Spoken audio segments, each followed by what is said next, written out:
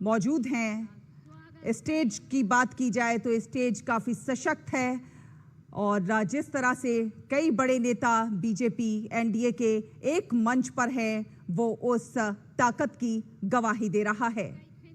तो टैगोर जयंती के अवसर पर यह शपथ ग्रहण समारोह आयोजित किया जा रहा है। बंगाल की राजनीति में कहीं ना कहीं आज से एक नए युग की, नए अध्याय की शुरुआत। पावन धरती पर हार्दिक अभिनंदन एवं कोटि कोटि नमन। आइए जोरदार करतल ध्वनि के साथ स्वागत करते हैं सर्वप्रिय जनप्रिय प्रधानमंत्री श्री नरेंद्र मोदी जी का।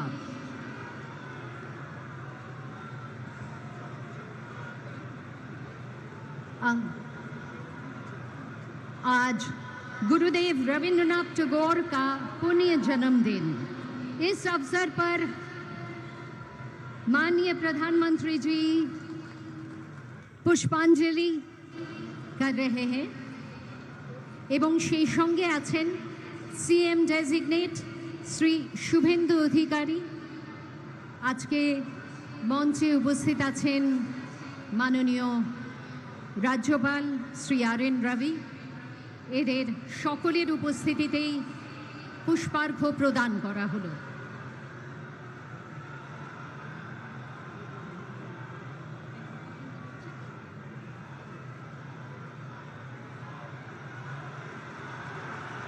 जोरदार कट्टल ध्वनि के साथ स्वागत कीजिए माननीय प्रधानमंत्री, परम आदरणीय प्रधानमंत्री श्री नरेंद्र मोदी जी का।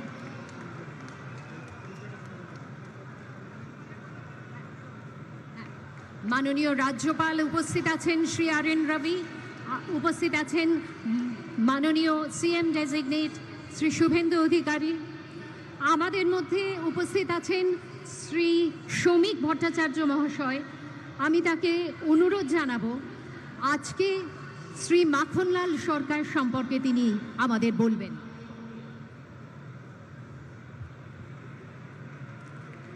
শিলিগুড়ি নিবাসী শ্রী মাখনলাল সরকার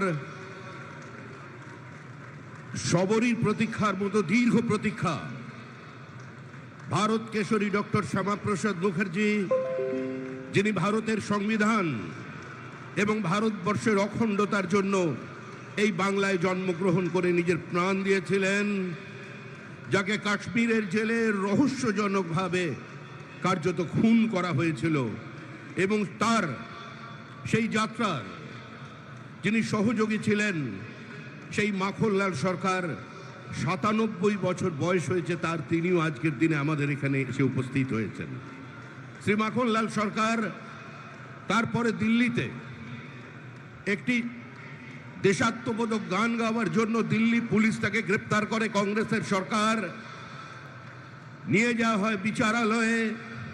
বিচারপতি বলেন তার উকিলের পরামর্শে যে ক্ষমা চান, আপনার মুক্তি দেব।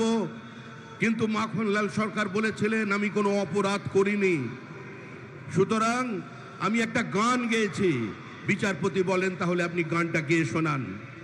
সেদিনের অপ্রাপ্ত বয়স্ক মাখনলাল সরকার সেই গানটি গেয়ে শোনান এবং তারপর বিচারপতি নির্দেশ দেয় দিল্লি পুলিশকে যে একে ফার্স্ট ক্লাস কামরা করে এর বাড়ি পর্যন্ত পৌঁছে দাও এবং ১০০ টাকা দাও রাস্তায় যাতায়াতের জন্য।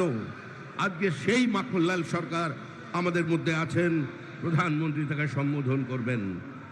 माखनलाल सरकार जो श्यामा प्रसाद मुखर्जी की अंतिम यात्रा का उसका साथी रहे हैं, आज हमारा मंच पे उपस्थित है।